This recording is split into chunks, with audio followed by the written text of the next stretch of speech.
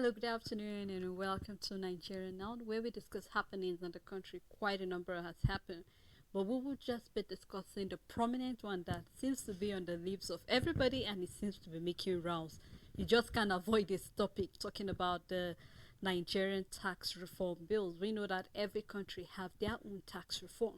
And so we will be looking at the review that the president is looking to, do concerning the tax, even though we know we are not strangers to paying of tax in this country.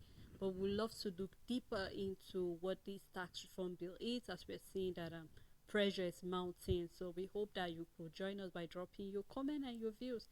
Let's rub minds together to see what is this tax reform bill all about. I am Sarah Elisha Dasham. I'm doing this program together with Rachel Tansy. Good afternoon, Rachel. Afternoon setting. All right, let's get into the matter for today. Just like we said, pressure mounts over the tax reform bills. I mean, there have been so many arguments, Yes. so many rowdy sessions put in the talking about the green chamber and the red chamber. There have been so many concerns, even from Nigerians, especially.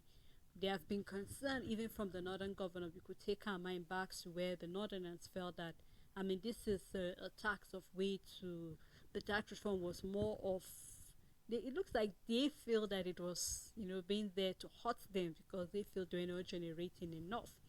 We started a conversation in the morning and we're seeing that the president has actually called and said that, you know what, let the Ministry of Justice work together with the House so that let us see that whatever misunderstanding that has rise up regarding this tax reform should be ironed out, because I mean I believe that the president wants everything to be just as it is. And I recall you saying the fact that, I mean, anything that the president brings to the table, we've hardly or never seen where the House would kick against it. They might be dragging back and forth, but then eventually we'll see that the bill will just have to stand after maybe a little of tweaking and Yes. left, right, and center and all of that. Now, I just want to hear your views. Of course, I know that it's more like presently the bill has not yet been passed. There's still wide consultation regarding it.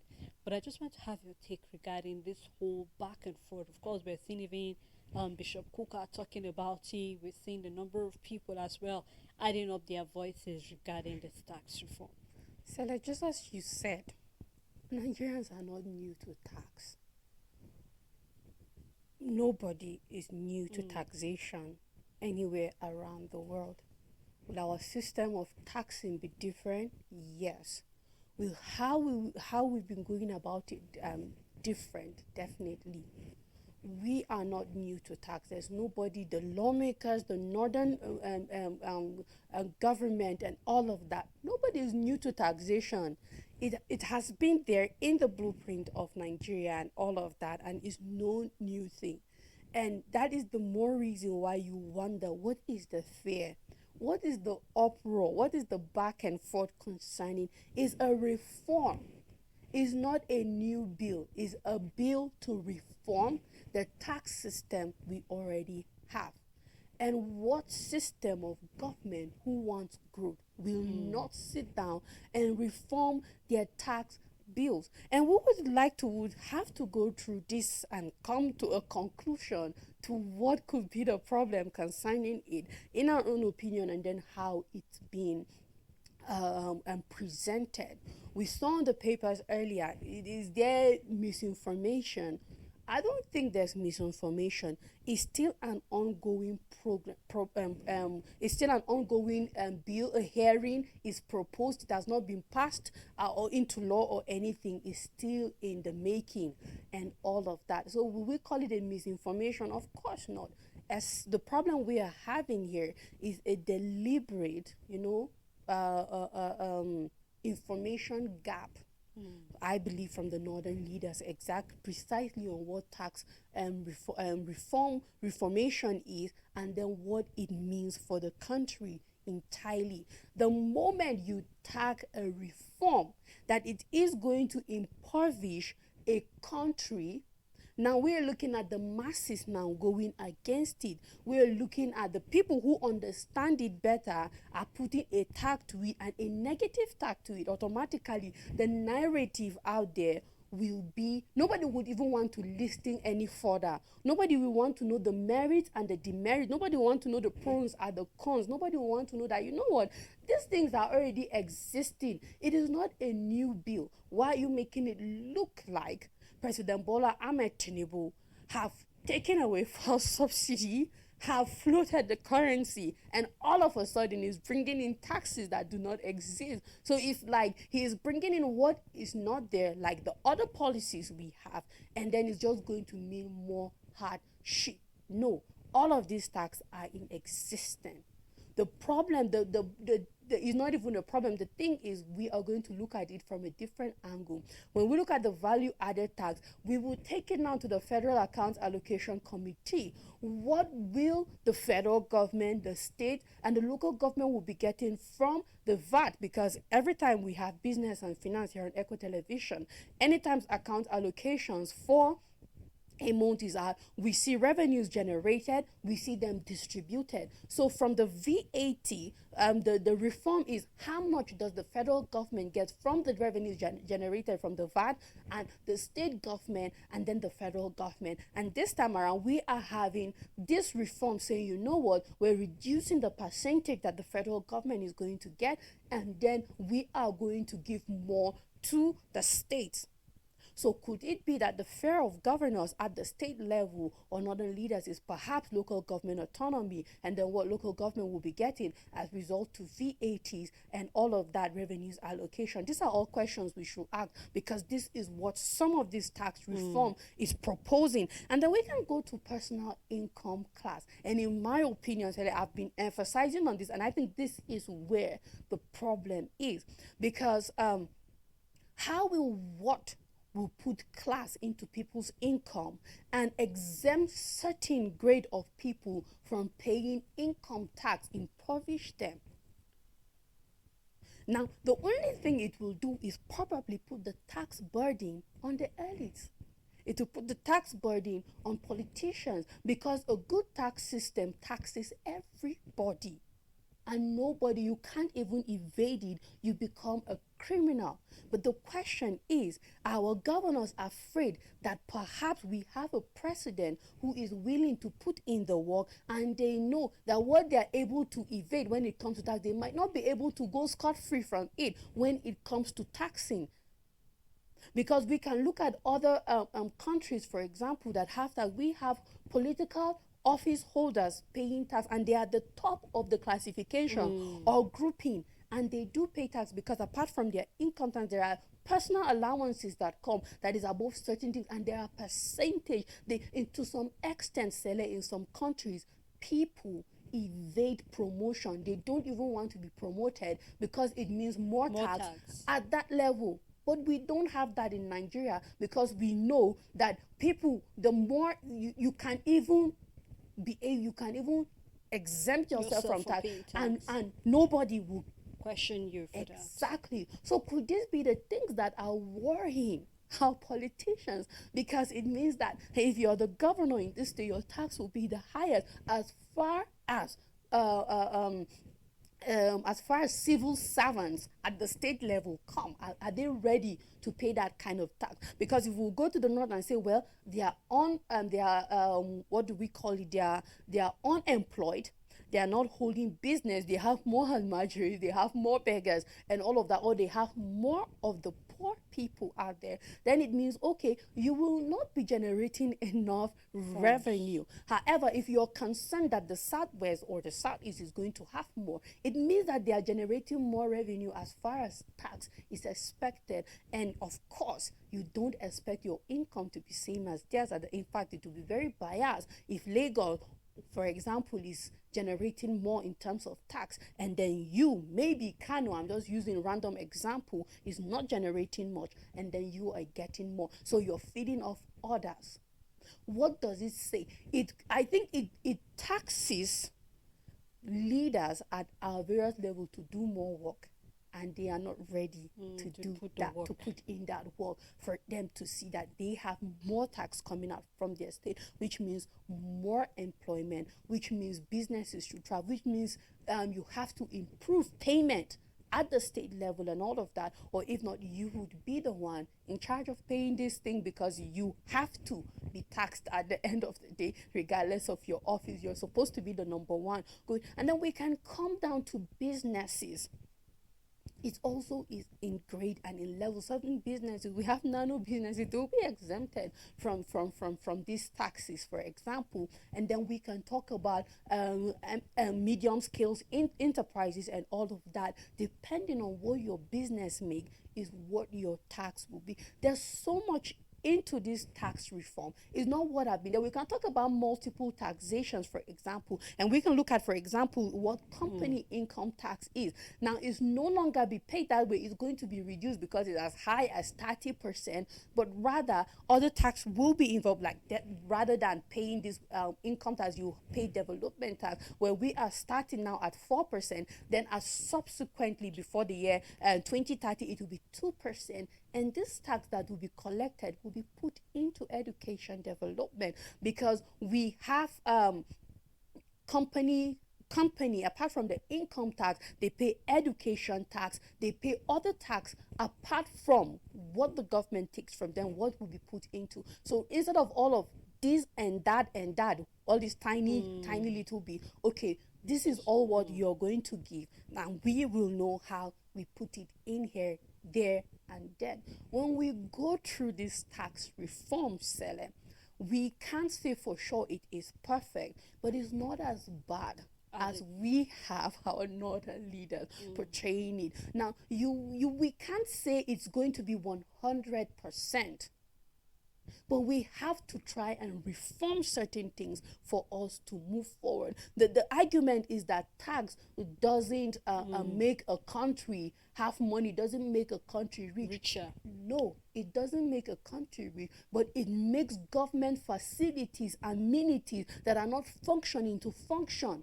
It means government hospitals, through taxation, will be able to have more fundings. Schools will be able to have more funding. We're saying that one of the 2% will be going to NELFund, that is the student loan scheme that have so far, by the government said, have benefited over 10,000 beneficiaries and all of that. It doesn't make the country rich. However, it makes public services that the government are supposed to make available to function. And that is number one, what tax does for a country. Taxation doesn't make it rich or makes it makes its GDP high or anything, but it makes availability, facilities, amenities, and what you need to thrive as a country from the grassroots before we can move to other economic activities that make a country wealthy. You know, just like you said, you know, while you were talking about this is about states and how much you'll be able to generate, this is not the first time this argument is coming up. Yeah. Even before this Tinubu administration, during the Buhari's regime, there was a back and forth regarding states that generate more revenue and how much allocation should go. And I clearly remember even the North were fighting against it because most of the northern states do not generate so much revenue the way compared to other parts of the country. The likes of their Bayelsa, which we now oil producing, you know, states and many others like such as this. So just like we said, I feel that people are fighting this because we have leaders that are lazy to put in the work. You are lazy to look within you. And I remember you and I a number of times have mentioned the fact that governors need to look outside of the box. What can we do to make sure that our states are also open about? There is no state, Richard, in this country that do not have something that they can contribute to nation building. None.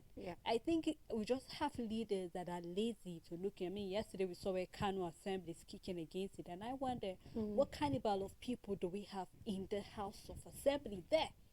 I'm expecting to see intelligent people reviewing this whole, you know, and say, okay, for example, we know that, I mean, Kano, for one, is one of those very populated country, state, and then we know that if it comes to revenue, they also generate, because we have a number of industries. Yes, they do. And we also, have when it comes to trade, they do have international airport, cargo airport, so they do also have trade. We could compare them as to places like Lagos and all of that when it comes to trade. So I mean, if I'll be hearing the state that would complain, maybe I should be hearing the likes of which state when I say one of the states that have been attacked, maybe Kebbi, or maybe Yes, Yobe, it's or maybe struggling one with of the states will insecurity. complain and all of Yeah. that. But we're beginning to see that even some of the northerners are embracing it. We have Bishop Kuka, who was actually saying that, you know what, this is going to be able to monitor the financial recklessness of some of our elites. And I think the challenge presently, where I think that Nigerians might not embrace it well, is because maybe possibly the would I say the awareness regarding this whole thing is not being done properly. Because if we already have them, making it um well known on television, for example, it's still only for the elites. So how about someone in the rural area? Because I know that they are not exempted from it. We have They're people who not. are running businesses there. Yeah. How are you going to explain this whole thing for them? And just like you clearly stated, it's not to make the country rich. But I mean, you begin to see basic things functioning. You begin Yeah. to see good roads. And if you see good roads, I mean, that will encourage you to pay your tax. Sure. We remember the former Minister of Women Affairs that came out and said the government should be happy she's paying her tax. And I really rebuked her about Yeah. that. I mean, you have so many businesses, so you should pay your You tax. should, And yeah. no wonder we're having experts and analysts saying that, you know what, the rich are not paying enough tax. Remember, the CBN governor did make mention, or rather, the Minister of Finance did mention that there will be a review of tax starting from 2025. So I think this would be a time where we should open our hearts. This is the time where we should look and say, okay, what can we do? If you're talking about small businesses, what are introducing to make sure that they are standing up and about? We had the nano business where the government shared 50,000 naira. What can you do for these other artisan businesses that are standing for them to improve and be better? And I think this is a challenge where we need to do something regarding even insecurity, because maybe some of these governors are feeling that it's not secure for businesses and all of that. But just like you mentioned, I hope that everything is being monitored.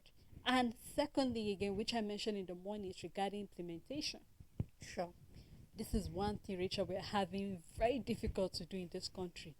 Very beautiful reforms, very beautiful bills, and then when it comes to the implementation, zero.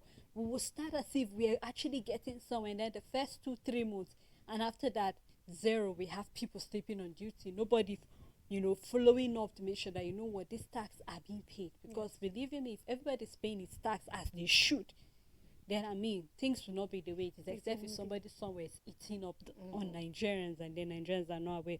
So I believe this is where Nigerians really need the government to make more explanation They regarding need this, to. because I Yeah. think there's just like I said, there's a gap of communication. So what Nigerians are receiving is totally different from what is in the reform entirely. Yeah. Just like I said, pay as you earn has been there for as long as I can remember. Whatever you earn is what you pay. I mean, the government cannot ask you to give what you don't have eventually. Yes. So I'm happy that they mentioned, even though I know you and I raised a concern regarding, if they say it's for those who are earning 1 million in a month, I mean, that means we're talking about those who are earning maybe 50,000, and that will be, so maybe these are part of the thing that maybe after we have consultation, maybe they should improve it. So That's maybe what those it who are is. earning maybe 2 million or maybe 1.7 pending, because we know the way the economy is. Yeah. Even with the 70,000 naira minimum, we remember when Labour is saying that in the next 5 years you'll not be able to buy you tissue paper. So Yes. you could tell the way we're looking at it. But I do not want us to be shallow in our thinking. I want us to think beyond the box. When we see other countries that are advancing in certain things, it's because they have embraced such reforms, and they see the need, and they have seen that their government are making good use of it. Yeah. And no wonder if you are caught for any misappropriation of funds, we see the way they take it seriously, They because do. you cannot just be feeding on other people's tax Yes. money. So I think this is where we'll just have to keep our fingers crossed. Let's see what the collaboration will be between the House and then the Ministry of Justice regarding this. And I hope that hopefully maybe by next year we should be able to see, or Yeah. maybe they might pass the bill before the end of Before this year. possible. We never can tell, but I'm hoping that we'll have good, intelligent people going through this whole reform, and then